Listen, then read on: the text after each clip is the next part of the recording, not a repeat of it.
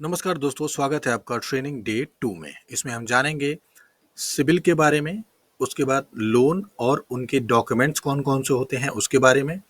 उसके बाद दोस्तों जानेंगे हम लेंडर्स के बारे में कि जो लोन देते हैं वो कितने प्रकार के लेंडर्स हैं अभी मार्केट में जो अभी लोन दे रहे हैं, ठीक है। तो सबसे पहले दोस्तों बात करते हैं सिविल की। देखिए, एक होता है सिविल स्कोर, एक होता है सिविल रिपोर्ट और उसके बाद उसमें होता है ओवरड्यूज, डीपीडीज, राइट ऑफ या सेटलमेंट, ठीक है। सिविल स्कोर का मतलब क्या होता है? सिविल स्कोर का मतलब बेसिकली ये होता है दोस्तों कि कोई भी बैंक अगर आपको लोन देता है तो उसने एक जो है पैरामीटर सेट किया हुआ है, ठीक है। उस पैरामीटर के अकॉर्डिंग अगर आपका स्कोर आता है तो बैंक जो है आपको लोन देता है, अदरवाइज आपका केस डिक्लाइन हो जाता है या फिर रिजेक्ट कर दिया जाता है। तो मैं आपको यहाँ पे दिखा देता हूँ सिविल स्कोर कैसा होता है। देखिए दोस्तों, ये रहा आपका सिविल स्कोर, यानी ये जो कस्टमर हैं इनका जो सिविल स्कोर है वो है 604। इसका मतलब ये है इनको बैंक से लोन नहीं मिलेगा, ठीक है। अगर यही सिविल स्कोर इनका 700 होता, 750, 800 होता, ठीक है, तो यहाँ पे जो है उनको लोन मिल सकता था। बेसिकली इसको जो है हम सिविल रिपोर्ट बोलते हैं। ये आप देख सकते हैं, ये आपके पैन नंबर से जनरेट होता है। जो आपका पैन कार्ड होता है ना, वहाँ पे जो पैन नंबर होता है, यानी अगर हम बात करें ये जो नंबर होता है पैन नंबर, ठीक है, जो आपके पैन कार्ड पे भी यही नंबर होगा, इस नंबर से ही ये जो रिपोर्ट है ये जनरेट होती है, ठीक है। तो बेसिकली जो बैंक है दोस्तों वो जो है आपका यही वाला जो स्कोर है वो वही देखता है। अगर ये आपका 700 प्लस है तो आपके लोन मिलने के चांसेस ज़्यादा होते हैं, ठीक है। अच्छा, सिविल स्कोर के बारे में मैंने दोस्तों आपको बता दिया। सिविल रिपोर्ट, रिपोर्ट जैसा कि मैंने आपको अभी दिखाया वो रिपोर्ट हो गई पूरी। वो रिपोर्ट 1 पेज की, 2 पेज की, 10 पेज की, 20 पेज की हो सकती। जिस भी पर्सन ने अपनी लाइफ में अभी तक जितने भी लोन लिए हैं उन सारे लोन्स का रिकॉर्ड जो है सिविल रिपोर्ट में होता है, ठीक है। जैसे ये जो आपका सिविल रिपोर्ट है पूरा, ठीक है, इसमें मैं आपको अभी स्टेप बाय स्टेप करके सारी चीज़ बताऊंगा।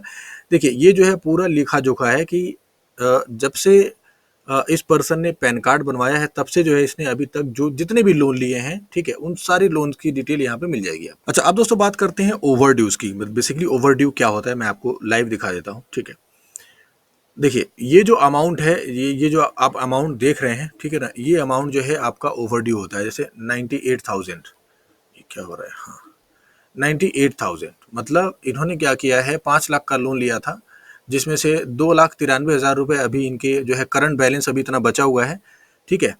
अब इन्होंने क्या किया है, ओवरड्यू कैसे होता है, जैसे कोई ईएमआई है, फॉर एग्जांपल इनकी जो मंथली ईएमआई है वो है 13,247 रुपये, ठीक है। अगर ये ईएमआई 2 महीने नहीं भरते तो ये 26,000 हो जाती, 3 महीने नहीं भरते तो 39,000 हो जाती, ठीक है। ऐसे करते करते ये 98,000 हो चुका है, ठीक है। इसकी वजह से क्या हो रहा है, इनका सिविल भी खराब हो रहा है।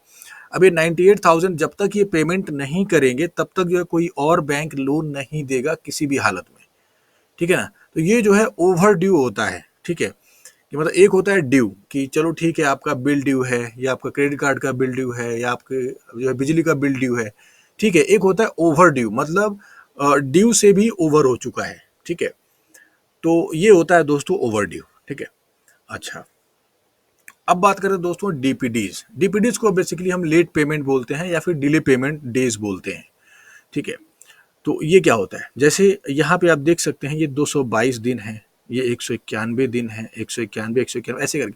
इसका मतलब क्या होता है, इसका मतलब ये होता है कि ये हो गया आपका मंथ 8 और ये हो गया आपका ईयर यानी 2023, ठीक है। अब इन्होंने क्या किया, 8/2023 में इन्होंने जो पेमेंट करी है, इनकी जो पेमेंट है वो 222 दिन लेट चल रही है, ठीक है।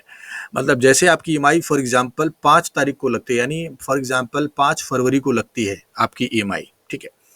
तो अगर आप 5 मार्च को वो ईएमआई भरते हैं तो 5 फरवरी से लेके 5 मार्च में होते हैं 30 दिन, यानी आपकी जो लेट पेमेंट है वो हो गई 30 दिन, ठीक है। तो यहाँ पे देखिए, यहाँ पे आपको समझ में आ जाएगा, ठीक है। जैसे ये 10 दिन लेट है पेमेंट, ये 9 दिन लेट है, ये 40 दिन लेट है, ये 71 दिन लेट है, ये 191 दिन लेट है। मतलब ये जो है डेज जो है बढ़ते जा रहे हैं, बढ़ते जा रहे हैं, बढ़ते जा रहे हैं, बढ़ते, क्योंकि ये बंदा जो है ईएमआई नहीं भर रहा है अभी, ठीक है। तो ये जो है जो डीपीडीज होती है ना, डिले पेमेंट, यानी 191 दिन से इन्होंने ईएमआई नहीं भरी है, ठीक है। ये है 10 दिन, ये है 9 दिन, ये है 40 दिन, ये 71 दिन, 99 दिन। तो ऐसे करके जो भी होता है, जैसे मैं आपको दिखा दूं, देखिए इसमें भी ओवरड्यू चल रहा है पूरा, ठीक है। अब कोई इनका एक अच्छा लोन दिखा देता हूँ। देखिए जैसे ये लोन है, ठीक है। ये लोन थोड़ा सा अच्छा चला है, सारी किस्तें टाइम से गई हैं। इसमें क्या हुआ है, खाली एक किस्त यानी जो 12वें महीने में और साल 2021 में 17 दिन लेट हुई थी, फिर ये 48 दिन लेट हुई है, फिर ये 14 दिन लेट हुई है, फिर उसके बाद 17 दिन, फिर उसके बाद फिर जो है टाइम से किस्त जानी स्टार्ट हुई है, फिर यहाँ पे जो है फिर 17 दिन लेट हुई है। ठीक है। तो ऐसे करके दोस्तों ये होता है डीपीडी, जिसे हम जो है डिले पेमेंट डेज बोलते हैं, कि आपकी पेमेंट जो है कितने दिन डिले हो रही है। ठीक है। अच्छा, राइट ऑफ क्या होता है या फिर रिटर्न ऑफ क्या होता है, वो मैं आपको दिखा देता हूँ, इसी सिविल में होगा। राइट ऑफ, देखिए ये रहा ना रिटर्न ऑफ। इसका मतलब ये होता है कि बैंक अपना पैसा डेथ मान चुका है, कि उसका पैसा मर चुका है। ठीक है। वो ऐसा मान चुका है अपना जो उनकी फाइनेंशियल रिपोर्ट होती है वहां पे उसको राइट ऑफ कर दिया है, मतलब ये पैसा हमारा डूब गया, वो उन्होंने वहां पे मेंशन कर दिया है। ठीक है। लेकिन ये आपके सिविल में हमेशा दिखता रहेगा, ये आपके सिविल से कभी भी नहीं हटेगा। तो जब बैंक राइट ऑफ कर देता है तो ये आपके सिविल में हमेशा की, मतलब ये लाइफ टाइम के लिए रहता है आपके सिविल में, ये कभी नहीं हटता है दोस्तों। ठीक है। तो इसे जो है राइट ऑफ बोलते हैं। इसके बाद आते हैं सेटलमेंट। ठीक है। अब सेटलमेंट क्या होता है दोस्तों, इसमें दिखा दूं मैं, सेटलमेंट कहीं हुआ है, सेटलमेंट सेटलमेंट इसमें सेटलमेंट नहीं आ रहा है। ठीक है। सेटलमेंट का दोस्तों क्या होता है, जैसे मैं आपको बता दूं, यहाँ पे एक अमाउंट है, कोई भी उठा लेते हैं, जैसे ये वाला लोन है, हम मान लेते हैं जो 5 लाख वाला लोन है। ठीक है। जिसमें से ये करीब करीब 2,07,000 रुपये भर चुके हैं, जिसमें जो है 2,93,000 अभी बाकी है। ठीक है। तो बैंक क्या करता है कि इसके बीच का कोई अमाउंट निकालता है। ठीक है। इसके बीच का कोई अमाउंट निकालता है, जैसे 2,93,000 अभी देना है, तो क्या होता है ना, 1 लाख रुपए का तो ये ओवर ड्यू चल रहा है, तो फिर आपसे ये 1.5 लाख रुपए लेके या 2 लाख रुपए लेके इसको जो है सेटल कर देंगे। ठीक है।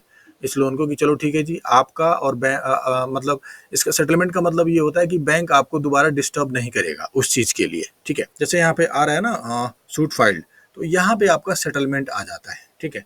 ये आपका ये लोन सेटलमेंट हुआ है। सेटलमेंट होना भी दोस्तों बहुत ही नेगेटिव होता है, और ये तो खैर नेगेटिव तो है ही है। ठीक है। अच्छा, एक चीज़ और बता दूं दोस्तों, एक चीज़ और इम्पॉर्टेंट मैं आपको बता देता हूं, जैसे ये आप देखेंगे ये इंक्वायरीज है, इंक्वायरी में भी बहुत सारे लोन रिजेक्ट किए जाते हैं। ठीक है।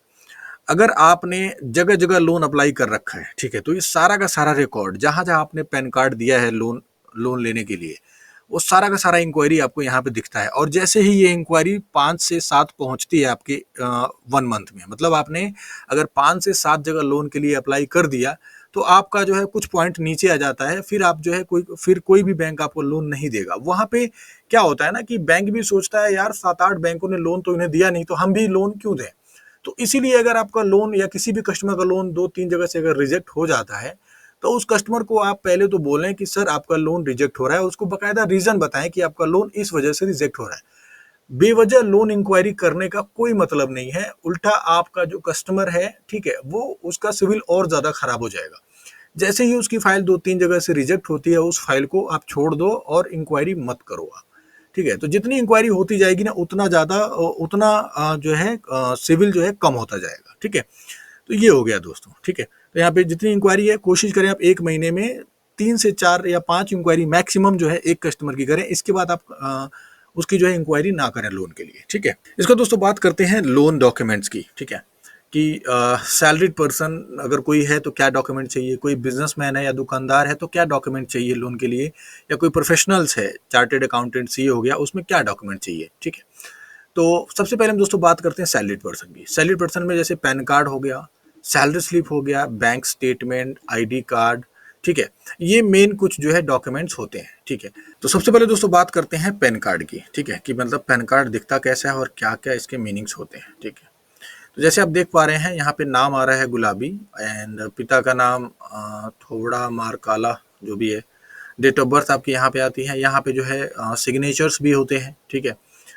और यहाँ पे दोस्तों ये होता है आपका पैन नंबर होता है ये। ठीक है।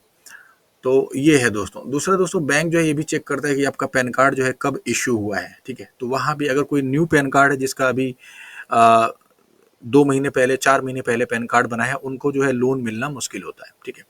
तो दोस्तों पैन कार्ड यही है, आपको ही पता है, आपके पास भी पैन कार्ड होगा, तो उसमें मुझे आपको ज़्यादा बताने की जरूरत नहीं है। ठीक है। अच्छा, इसका दोस्तों बात करते हैं सैलरी स्लिप की। सैलरी स्लिप क्या होता है वो मैं आपको बता देता हूँ।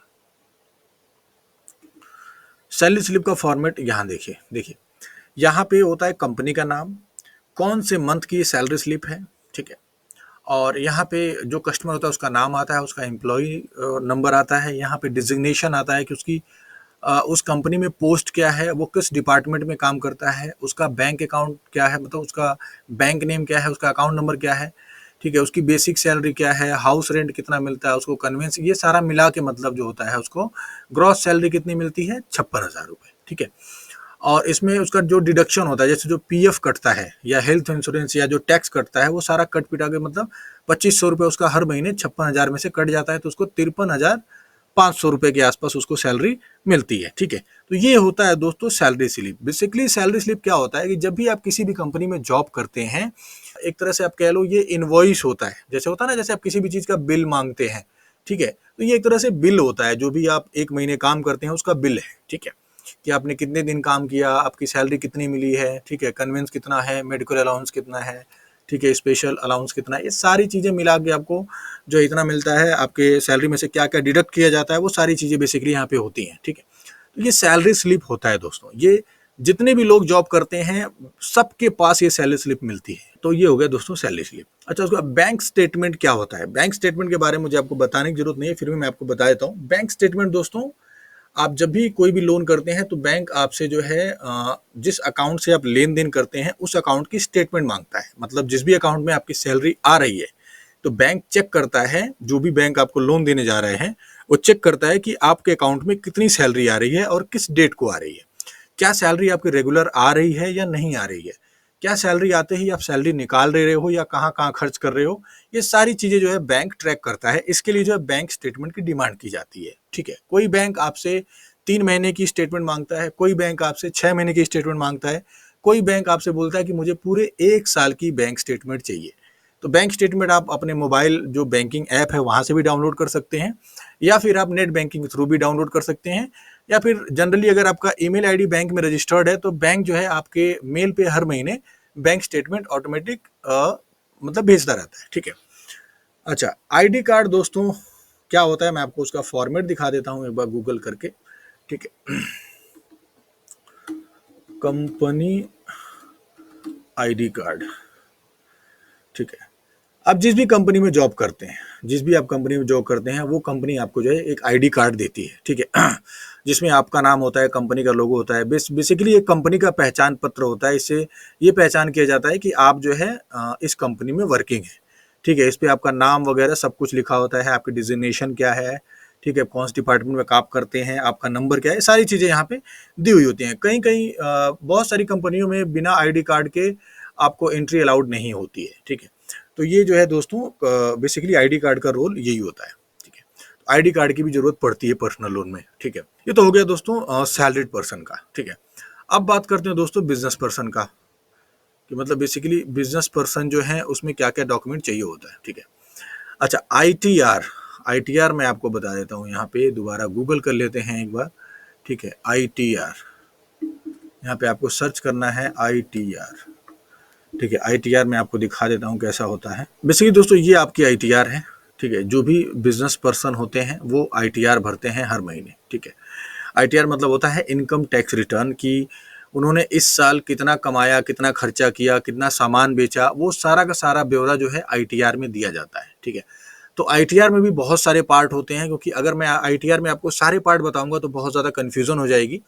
तो फिलहाल आप इतना जानो कि आईटीआर मतलब होता है इनकम टैक्स रिटर्न, जिसमें जो है कोई भी बिजनेसमैन होता है उसका सारा लेखा जोखा होता है कि उसने पूरे साल में कितना सामान बेचा, ठीक है, कितना रॉ मटेरियल खरीदा, उसके पास कितने एसेट हैं, ठीक है, उसने कितना प्रॉफिट जनरेट किया, उसका कितना खर्चा हुआ, मतलब सारा ब्यौरा होता है उसमें, ठीक है। तो उसको जो है आईटीआर बोलते हैं। बेसिकली बिजनेस लोन में इसको जो है 2 साल की रिक्वायरमेंट होती है, तो 2 साल की आईटीआर जो है आप लोन कराते टाइम आप कस्टमर से ले सकते हैं, ठीक है। इसके बाद बात करते हैं दोस्तों जीएसटी की, है ना, कि जीएसटी सर्टिफिकेट क्या होता है, ठीक है। वो मैं आपको यहाँ पे गूगल करके ऑलरेडी मैं आपको दिखा देता हूँ। ये होता है जीएसटी सर्टिफिकेट। लीगल नेम में दोस्तों जो कंपनी का ऑनर होता है, ठीक है, उसका नाम होता है।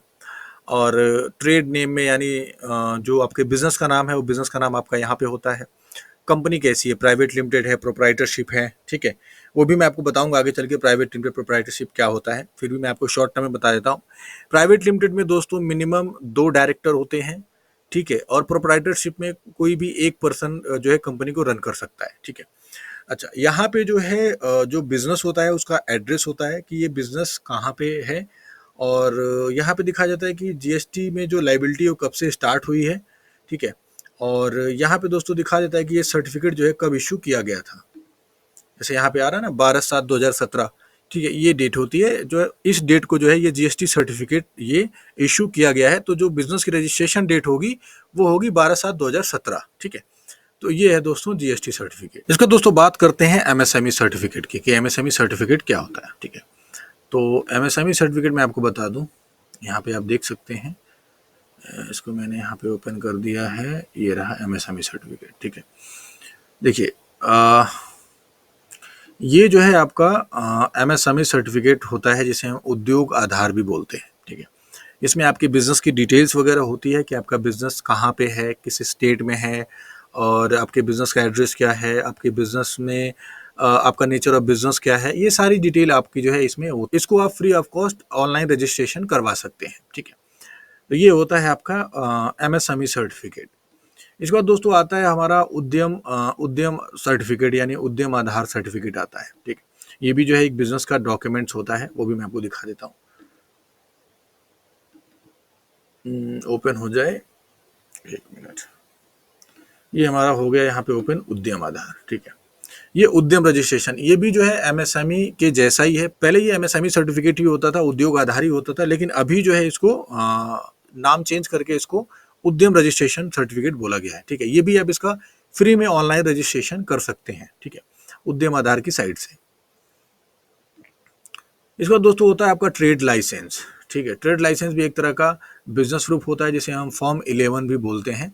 मैं आपको इसको थोड़ा सा ओपन करके दिखा देता हूँ, ठीक है। ये आप देख सकते हैं, ये जो है फॉर्म 11 वो होता है। इसमें भी जो है आपके बिजनेस का एड्रेस होता है, आपके बिजनेस का नाम होता है, और एक तरह का ये जो है बिजनेस चलाने का लाइसेंस होता है, ठीक है। मतलब ट्रेड करने का, खरीदने बेचने का एक तरह से ये लाइसेंस होता है, ठीक है। अच्छा, इसका दोस्तों आता है गुमास्ता। गुमास्ता बेसिकली जो है आपके महाराष्ट्र में यूज़ किया जाता है, जो मुंबई है वहाँ पे ये सर्टिफिकेट चलता है, और मैं आपको इसको फिर भी दिखा देता हूँ। तो ये होता है दोस्तों गुमास्ता, जिसको आप देख सकते हैं। ये बेसिकली महाराष्ट्र में यूज़ किया जाता है, बेसिकली ये महाराष्ट्र के लिए वैलिड है, ठीक है। यहाँ पे मैंने दिखा दिया। तो और भी बहुत सारे बिजनेस प्रूफ होते हैं, जैसे लेबर सर्टिफिकेट हो गया, ठीक है, वो मैं आपको दिखा देता हूँ। लेबर सर्टिफिकेट भी आप ऑनलाइन फ्री में भी रजिस्ट्रेशन कर सकते हैं, और इसका जो है पेड सर्टिफिकेशन भी होता है, ठीक है।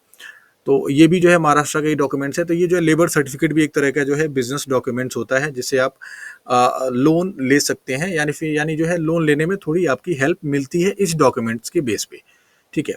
अच्छा, इसके बाद दोस्तों आता है हमारा FSSI लाइसेंस। बेसिकली जो FSSI लाइसेंस होता है, ठीक है, ये बेसिकली जो होटल्स होते हैं, या आपको कोई स्टॉल है, आप या अगर आप कोई रेस्टोरेंट चला रहे हैं, ठीक है, या कोई फूड का बिजनेस कर रहे हैं, तो उसके लिए आपको इस लाइसेंस की ज़रूरत पड़ती है, ठीक है। ये लाइसेंस आपको गवर्नमेंट से लेना पड़ता है, ठीक है, लेकिन ये पेड होती है, इसमें आपको कुछ ना कुछ जो है फीस पे करनी होती है, ठीक है। तो आप देख सकते हो दोस्तों, ये है आपका FSSI लाइसेंस, ठीक है, फूड सेफ्टी करके कुछ होता है ये, ठीक है। तो ये होता है FSSI लाइसेंस। इसका दोस्तों होता है आपका करंट अकाउंट। करंट अकाउंट में आप जो है बिजनेस की लेन देन करते हैं, ठीक है, या जो भी आपकी ट्रांजेक्शन्स होती हैं, जो भी कस्टमर आपको पेमेंट करते हैं, ठीक है, तो वो आपके जो है करंट अकाउंट में ही पेमेंट करते हैं। एक तरह का ये अकाउंट होता है, जैसे आपका सेविंग अकाउंट है, तो सेविंग अकाउंट में जैसे आपका नाम होगा फॉर एग्जाम्पल राकेश कुमार, ठीक है, लेकिन जो करंट अकाउंट होगा उसमें जो है राकेश के बिजनेस का नाम होगा, जैसे राकेश गारमेंट्स है ना। तो जो अकाउंट का में जो नाम होगा वो होगा जो है राकेश गारमेंट, ठीक है। तो वो होता है करंट अकाउंट, जिसमें बिजनेस का नाम आता है, ठीक है, उसे हम करंट अकाउंट बोलते हैं। तो ये हो गए दोस्तों बिजनेस के डॉक्यूमेंट्स। बेसिकली ये जो है बिजनेस में ये जो डॉक्यूमेंट्स होते हैं, इनकी जरूरत होती है, ठीक है। अब बात करते हैं दोस्तों प्रोफेशनल्स की, ठीक है। प्रोफेशंस में दोस्तों आपका जो है डिग्री चाहिए होता है या सर्टिफिकेट चाहिए होता है। जैसे कोई डॉक्टर है, ठीक है, कोई MBBS डॉक्टर है या फिर कोई MD डॉक्टर है, ठीक है, तो उनको जो है एक डिग्री मिलती है, ठीक है। तो वो जो डिग्री मैं आपको दिखा देता हूँ यहाँ पे, डिग्री कैसी है। देखिए दोस्तों, डिग्री जो है अलग अलग हो सकती है। मैं आपको सिंपल जो है एक फॉर्मेट दिखा रहा हूँ, MBBS डिग्री सर्टिफिकेट, ठीक है। एक फॉर्मेट में मैं आपको एक फॉर्मेट दिखा देता हूँ खाली, जिससे आपको आइडिया लग जाएगा, ठीक है। जैसे ये भी एमबीबीएस की डिग्री है। आप देख सकते हैं, अगर आपको देखना है एमबीबीएस की डिग्री कैसी होती है तो आप जो है गूगल पे भी सर्च कर सकते हैं एमबीबीएस डिग्री, जैसा मैंने यहाँ पे सर्च किया हुआ है। ठीक है, इसके दोस्तों बात करते हैं सर्टिफिकेट की। सर्टिफिकेट देखने के लिए आपको सिंपल गूगल पे डालना है यहाँ पे। ठीक है, जैसे जो चार्टेड अकाउंटेंट जो होते हैं, ठीक है, तो उनका जो है अगर आपको सर्टिफिकेट देखना है तो सिंपल आपको सीए सर्टिफिकेट कर सकते हैं आप। ठीक है, तो ये आप देखिए, ये जो है सीए का सर्टिफिकेट होता है ऐसे। ठीक है, इनका जो एक मेंबरशिप नंबर होता है जो गवर्नमेंट ऑफ इंडिया से मिलता है। तो ये है दोस्तों चार्टेड अकाउंटेंट्स की जो सर्टिफिकेट्स वगैरह होते हैं, ठीक है, या डिग्रीज होती हैं, वो भी आप यहाँ पे चेक कर सकते हैं ऑनलाइन। ठीक है, अच्छा, अब बात करते हैं दोस्तों लेंडर्स की, मतलब कौन कौन से लेंडर हैं अभी मार्केट में जो अभी लोन दे रहे हैं। ठीक है, गवर्नमेंट बैंक कौन से होते हैं वो मैं आपको बता देता हूँ। जैसे एसबीआई बैंक हो गया, पीएनबी बैंक हो गया, कैनरा बैंक, इंडियन बैंक, ये सारे जो है गवर्नमेंट बैंक है। ठीक है, अच्छा, प्राइवेट बैंक कौन से होते हैं? HDFC bank, ICICI bank, Axis bank, Yes bank. NBFC जिसे हम नॉन बैंकिंग फाइनेंस कंपनी बोलते हैं, वो हो गया Tata capital, Aditya Birla, Poonawalla, India bulls और होम क्रेडिट। और फिनटेक कंपनी जो होती हैं, जैसे पेसेंस फाइनेंस हो गया आपका, अपवार्ड फाइनेंस, नवी लोन्स, अर्ली सैलरी और वी राइज फाइनेंस। ठीक है, तो ये सारे जो है फिनटेक की कैटेगरी में आते हैं। ठीक है, तो आई होप दोस्तों आपको सारी चीजें समझ में। मैं इसको थोड़ा सा फिट टू स्क्रीन कर देता हूँ, इसका आप स्क्रीनशॉट ले सकते हैं। ध्यान रहे दोस्तों, इसको आप जितनी बार वीडियोस को देखोगे, आप समझोगे, उतना ही जल्दी आप जो है इस बिजनेस में सक्सेस हो पाओगे। ठीक है, क्योंकि अगर आपको नॉलेज नहीं होगी ना तो आप जो है बहुत ही जल्दी आप गिव अप कर दोगे। तो इस ट्रेनिंग को बिल्कुल ध्यान से देखो, आप समझो हर एक स्टेज को, इसको जो है आप नोट्स बनाओ। ठीक है, और उसको रिपीट मोड में आप वीडियो देखो। ठीक है, तो मिलते हैं दोस्तों नेक्स्ट वीडियो में, तब तक के लिए धन्यवाद।